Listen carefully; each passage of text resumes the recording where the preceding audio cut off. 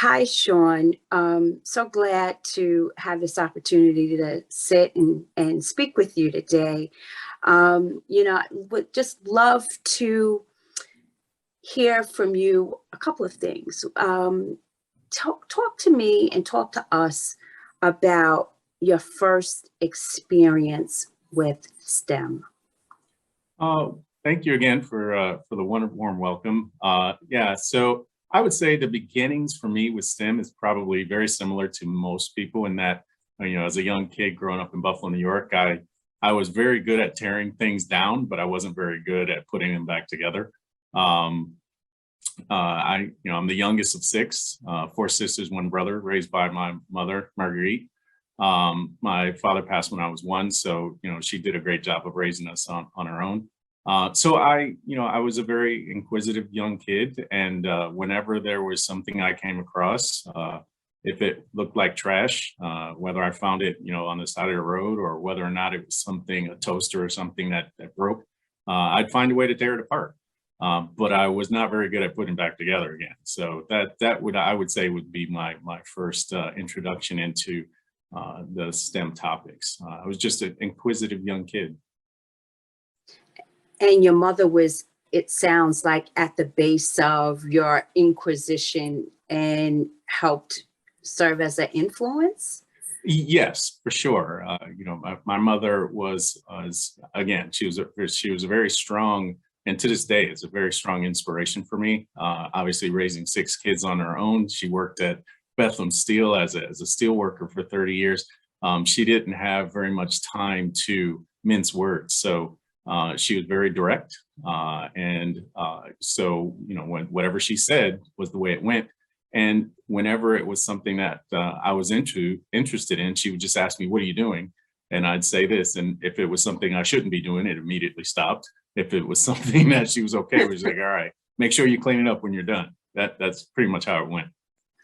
Oh, I think we share a lot in common with our mothers. Yeah. So when you think about your experience with the Air Force, specifically, how do you think that shaped the rest of your career? It was very influential. As a matter of fact, like I said, I grew up in Buffalo when I was about to graduate from Bishop Timon High School in Buffalo. My mother did ask me a question. She was like, what do you want to do with your life? My first job was a grocery store cashier at Tops Markets in Buffalo, and she asked me if that's what I wanted to do. And I said, actually, I'm very interested in how helicopters fly. And she was like, "What do you mean?" And I said, "Well, I see them up in the air, but I have no idea how they stay up there. They're pretty big and heavy. How is it that they stay up there?" And so she said, "You ever think about joining the military? They have planes and helicopters. They can teach you." And I said, "I never thought of that." So I took my bike and I rode downtown, and went into the government office and excuse me, went into the Army recruiter, was the first one in the room, in the hallway, and talked to him about what I wanted. And when I said I was interested in flying jets and helicopters, he sent me down to the Air Force. And so I walked in there, talked to the recruiter, and he said, "Here, take this test." Took the test real quick. He was like, "Yeah, we can hire you." And he said, "But there's an issue." And I said, "What?" He said, "If you want to be a pilot," he said, "How tall are you?" And I said, "I'm 6'4". He said, "You're too tall to be a pilot, but you can fix the planes." And I said, "Okay, that works." And so that's pretty much how it set out. So the Air Force gave me a really strong sense of discipline and duty. I like I said, growing up in the inner city, my discipline and duty came from my mother, straight up. She was like, you do what I say, you do what adults say, and if an adult comes back and tells me you did something wrong, you're in trouble. And so that's pretty much the way it was for me. So the Air Force really gave me a way to see structure and authority and discipline outside of that, which my mother said for me. Wow. I really do like that connection and frame of reference with your mom and how it really transcends to um, the value and the experience from your military experience. Um, I know that you switched to mechanical engineering. How did that happen? Yeah, so that was I'll try and make it brief, but I was a ground equipment mechanic in the Air Force, which is excuse me, uh, if you go to an airport and you look out, it's fixing everything but the plane. So anything that you see and everything that you see, I repaired in the military. And I had lots of questions when I went through tech school, and lots of questions along those lines. And it just happened to be one day.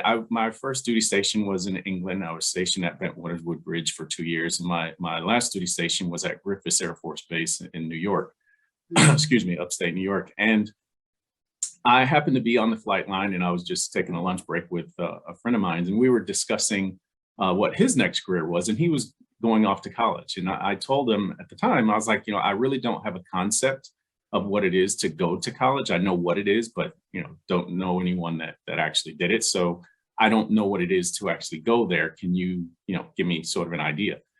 And he was like, sure, I have to come back anyway. And I was like, by the way, what are you going to college for? He said he was going for engineering. And I said, why do you have to go to college to drive a train? And he said, what do you mean? I said, well, the engineer is the guy, with the double-sided hat, and he drives a train. I just don't know why you need to have a college education to do that. The train goes straight on the tracks. And so he smiled. And just as he was laughing, another guy walked up to sort of join the conversation. But it was a gentleman that didn't like me. I didn't like him, but, so we just sort of ignored each other. And he said, no, there's a different type of engineering, Sean. And I said, what's that? And he said, it's engineers who design things and make things. And I said, well, we fix things as mechanics. And he was like, it's different. And I said, all right, well, can you tell me more when you come back? And with that, the gentleman that just walked up kind of laughed and walked off. And I looked back at my friend, and he had this sort of somber look on his face. And I said, what's wrong? And he said, you didn't hear what he said. And I said, I really don't pay any attention to him. And he said, no, he said an insult to you. And I said, again, that doesn't faze me. He said, no, he said, Sean, don't worry about it. You'll never be an engineer. And I said, well, what does that mean? And he said, well, being an engineer is difficult. And I said, okay, well, can you come back and tell me, what you know? And he said, sure. And so we walked away. And as I was walking away, the thought kept coming into my mind. Was the gentleman who said, don't worry, Sean, you'll never be an engineer, was he right? And that was not a question for me about him. It was a question for me about myself. I could not answer that question, which in my opinion, I should have been able to know, am I capable of being an engineer? Not, is it too hard, but am I capable of being an engineer? And I didn't have the answer to that question, and that bothered me greatly.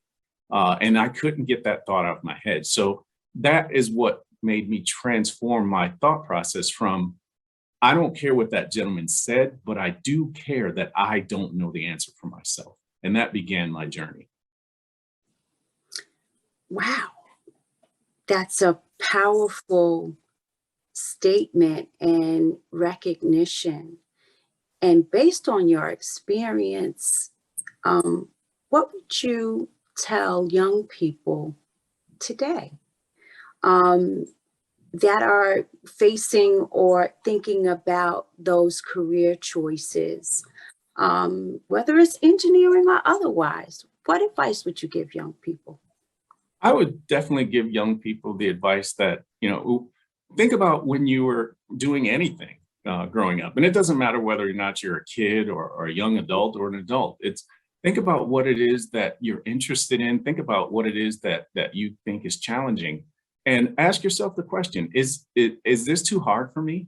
And it's not whether it's hard as a topic or hard as a subject or hard to do. Is it too hard for me? And you should be able to answer that question for yourself. Like I'm 6'4", so I'm never going to be a jockey. All right, that's an easy answer. But for myself, is there a reason why I can't be a surgeon? If I really want to be a surgeon, is there something holding me back? Obviously, there's physical attributes that's holding me back from being a jockey. But outside of that, if it's just because I don't have the wherewithal to begin the process, that shouldn't be something that holds you back. And I would give individuals the advice to make sure you're asking yourself the right questions. Is am I just saying it's hard just because I'm saying it's hard or someone said it was hard? Or is it there's a physical attribute that's preventing me from doing it? I couldn't be a pilot because I'm 6'4". I won't be a jockey because I'm 6'4". But outside of that, there really is no limit to what I can do if I really put my mind to it. Ding, ding, ding, ding, ding. That's fantastic. That is phenomenal advice. Put your mind to it, stay focused. I also heard you say, close out the noise, right? Yeah. Of what you're hearing, some of those negative thoughts. But what are some of the other biggest lessons that you've learned through your career as an engineer? Definitely, I've learned lots of lessons. One of the things that I definitely learned is the difference between knowledge and wisdom. Mm, There are plenty of people who are knowledgeable, right? We have a whole show about that called Jeopardy. And even the winners of Jeopardy, you don't see them going to become surgeons. You don't see them magically showing up the next day, as a dentist. They have a bunch of knowledge and they have good recall of that knowledge, but that doesn't make them that professional. And what I learned, the difference between knowledge and wisdom is a wise person is someone who has lived long enough not to be killed by the mistakes that they've made, to be able to pass that information on. So wise people have made plenty, thousands of mistakes. They just didn't die from them and they learned from them. Where many knowledgeable people made that one last mistake and that was the end of them. So if your goal is to really be great at something or aspire to be very good at something, try to be knowledgeable at it. Don't be afraid to make mistakes. Try your best not to make the same mistake twice. We can make plenty of mistakes. We're human. We're going to make thousands and thousands of mistakes, but just try not to make the same mistake twice. wow. Knowledge versus wisdom. And the interesting part is, I know that we're speaking about this in the context of your career, but that's really a key life lesson, just period. That's a key life lesson, be knowledgeable, learn, and grow. And so it sounds like this has been embedded as a part of your career, just period, right? It has. And it It, starts with my mother. I give all the credit in the world to my mother.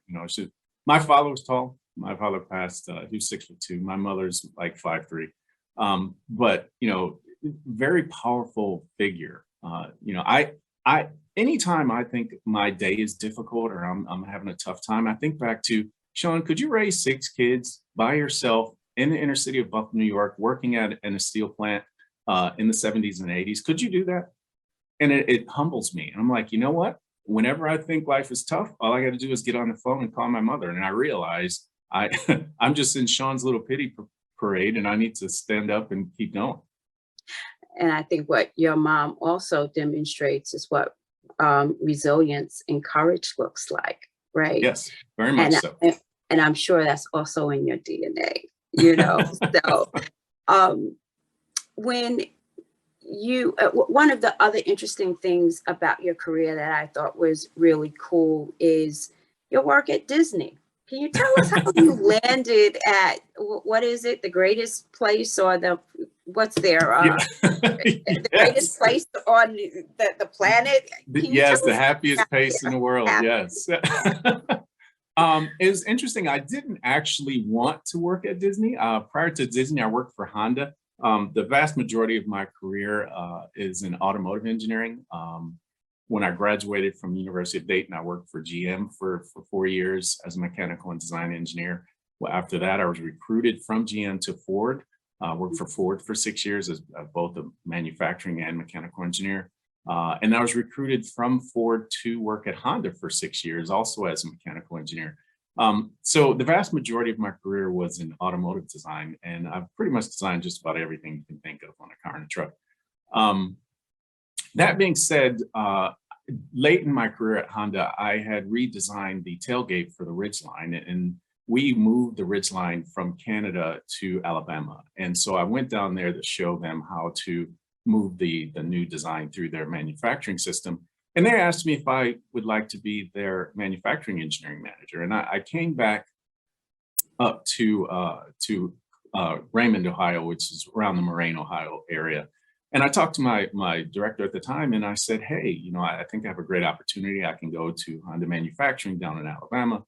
And to my surprise, he didn't want me to go. He's like, you're way too valuable, Sean. You have a way of thinking about things, and you solve problems that no one else can solve. And so you're too valuable. And I was like, you know, taken aback. So I went and talked to our president of North American Design and gave him the story. I'm like, I don't understand. He said, well, let me go talk to him. And so he went, talked to him. He came back and he's like, Sean, he's very serious. He's like, he cannot let you go. He showed me all of the things that you've done in a very short period of time. That you're extremely valuable. So I was frustrated. And I went and talked to my personal mentor, and my mentor said, hey, control your own destiny. I recommend you look around in that area down in the Southeast and see what other companies want you. And he recommended Disney. And I said, well, I don't do Disney because I have motion sickness. And he was like, I've known you a long time. I didn't know you had that. I was like, yeah, it's clinical. I don't do amusement parks. And I said, by the way, why Disney? I don't want to live in California. And he said, no, there's Disney in Florida. I was like, really? I didn't know that. He was like, you don't know that Disney World is in Florida? I was like, no, why would I know that? And he said, well, what about the Super Bowl? They say I'm going to Disney World. I said, well, I do hear them say I'm going to Disneyland and Disney World, but I figured they were just using the word land and world the same, just interchangeably. But no, I did not know that Disney World existed in Florida. But he said, just go look at it. And I was like, why? He said, they have big machines. And I was like, oh, good point.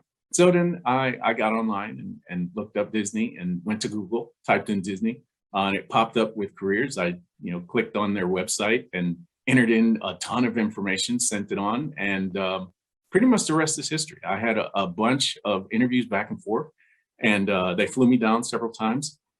And I remember the last time they flew me down, I was talking to my soon-to-be director of project engineering, and we were sitting across the table at the Grand Floridian, and he said, let me get this right. He said, you've never worked in the entertainment industry in any capacity. I said, nope. He said, you pretty much spent your entire career designing cars and trucks. Yep. He said, and you didn't even know that Disney existed in Florida. I was like, no, I had no clue you were even down here. And he said, so then why Disney? I said, well, it looks fascinating to me. And plus you have big machines, and I really like, working on machines. And he said, you do know that NASA just laid off like 1,100 engineers right here in our backyard. And I don't know if I was just kind of frustrated with the back and forth, and it had been a long day, but the answer that came out of my mouth was, if that matters, why are you still talking to me? And with that, he said, good point. When can you start? And that's how I got to work at Disney. But it is truly a very fun and fascinating place to work for. And they do have really big machines. And for anyone who's interested in solving problems, as I do, I like to consider myself a problem solver more so than an engineer. I just like solving problems. There are lots of problems to solve with lots of different pieces of equipment. And probably the thing that I would say was the most rewarding for me is the ability to see the faces of the customers who enjoy your project and your product every day.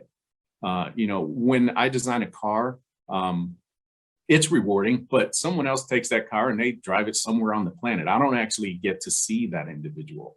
But at Disney, I actually get to see the individuals, enjoying the fruits of my work. So that's very rewarding.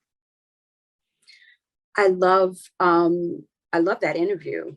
I think that was fantastic because you understood your worth, your skills, and you were really clear on the value that you could bring to an organization. And then the most important part that I just heard you say is seeing how your work matters and how it connected to customers at the end of the day. And that had to be, that for me, is so rewarding, and that's what it kind of just oozed out of you just with that question. Now, you said, and you've talked as well on many occasions about your connection to the thousands of students that you've mentored throughout your career.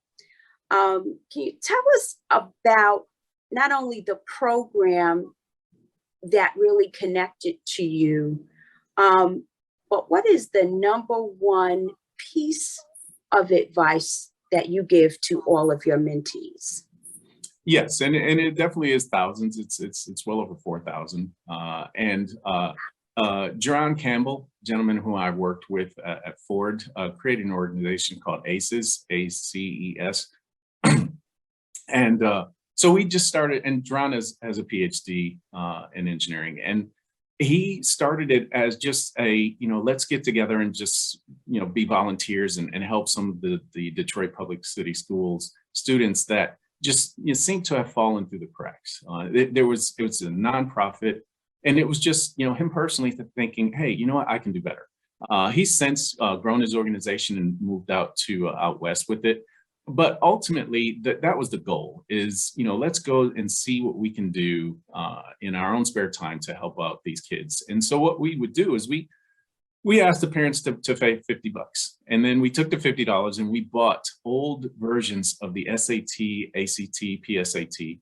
And so we'd have them delivered to us. And then we would administer those outdated tests to the students. And then we would get their results and then we would teach them. 8 hours a day. We did it on Saturday, we did it on Sunday, we did it on Mondays and Tuesdays. I mean, I was cranking through, 20 student sessions as much as I could. And we did that for years and years. And what we saw was when a student came into our program and their parents came into our program and they took the test, they had the same test anxiety that, we're all familiar with those dot matrix tests. But then once we got the results and we said, okay, this is not at all about the results. That was just trying to sort of get us to know you as a person. Now let's start teaching you. And the students were very excited that when they got done with the test, that was the beginning. It wasn't the end. And many of our students told us that usually when they take those tests, that's the end. They take the test and then they never hear anything about it again. But in our case, they took the test and that was the beginning of their learning process. And they were very excited because they could go back and say, oh, that's how I got problem number 3 wrong. Oh, that's how I got problem number 2 wrong. And these guys are actually telling us how to correct the errors that we're making as opposed to pointing out the errors. And that was very powerful for me when I realized that feedback loop was what was broken. And so we were correcting that feedback loop and not just testing the kids. We were saying, this is what you've told us. Now explain to us why you think that's the correct answer.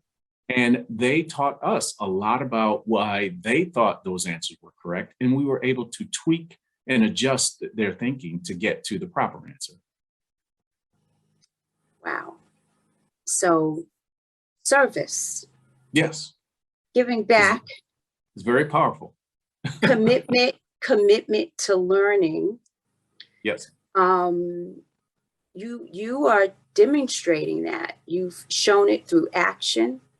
I also heard innovation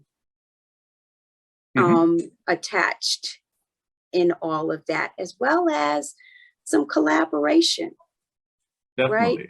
Right? And so that bit of your work will live in the hearts of all of those 4,000 young people. And I am sure that they will take that and carry it on to inspire others.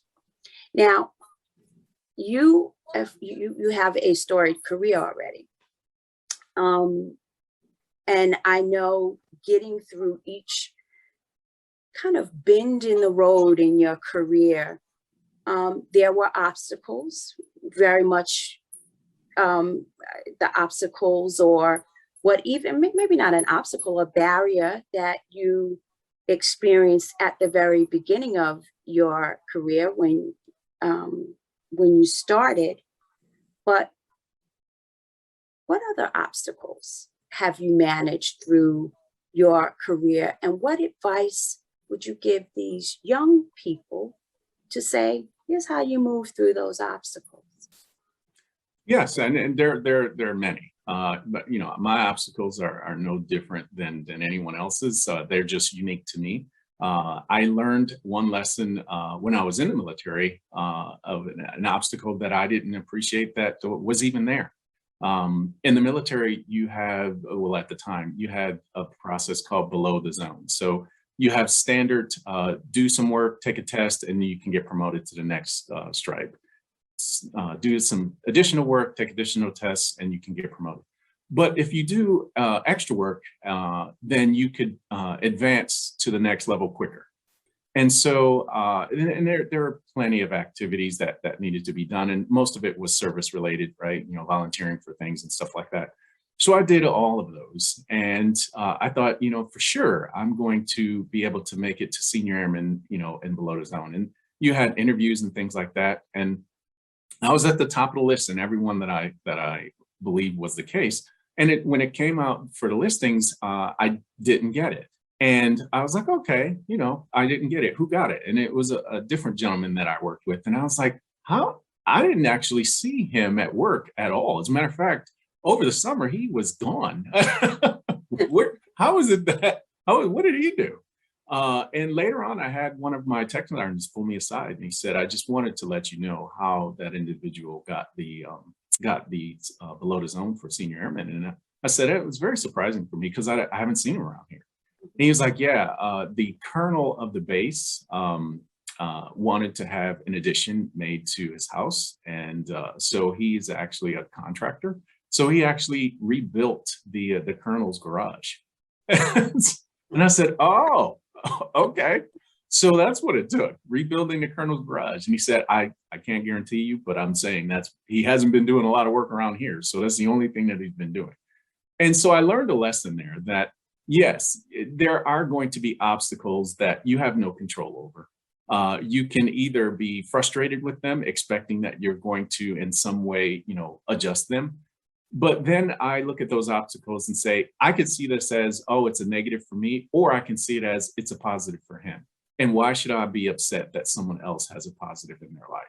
And so the thing that I learned was recognize the things you have control over and maximize the effort to make sure that those things work for you.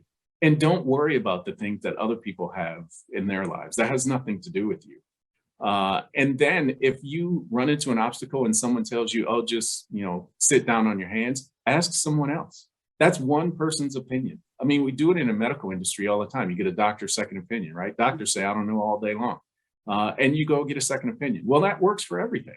If someone tells you you can't do something, say, thank you very much. I appreciate that. And go ask someone else, you know, and that's it. And the only one that should be preventing you from doing something is yourself, really. And that's the greatest advice that I can share. You are your only obstacle. Very much so. You are your only obstacle. Sean, you have been amazing to talk to. Thank you for giving me the opportunity to share this time with you. You are,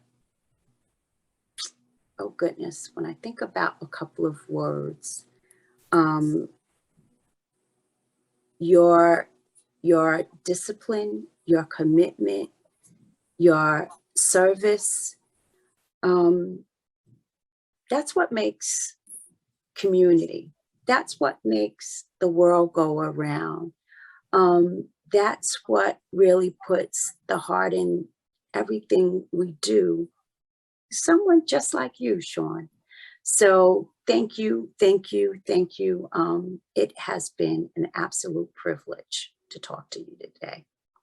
Oh, well, thank you. And it definitely, that's definitely both ways, Melanie. It has been a wonderful opportunity, and you're very interesting and very engaging. I've really enjoyed this discussion. My hope is that I can share one path that a young inner city kid took that did not involve sports, did not involve, needing the ability to sing or anything like that. It simply was, hey, I like to fix things. I like solving problems, and that is a path. And hopefully, I've found a way to share some answers or some insights into how to get started on that path and how to move along that path. And that's my goal, really. Good. Well, we're glad you like to fix things and solve problems. Sean, be well, and thank you. Thank you. Much appreciated. Have a great day. You too.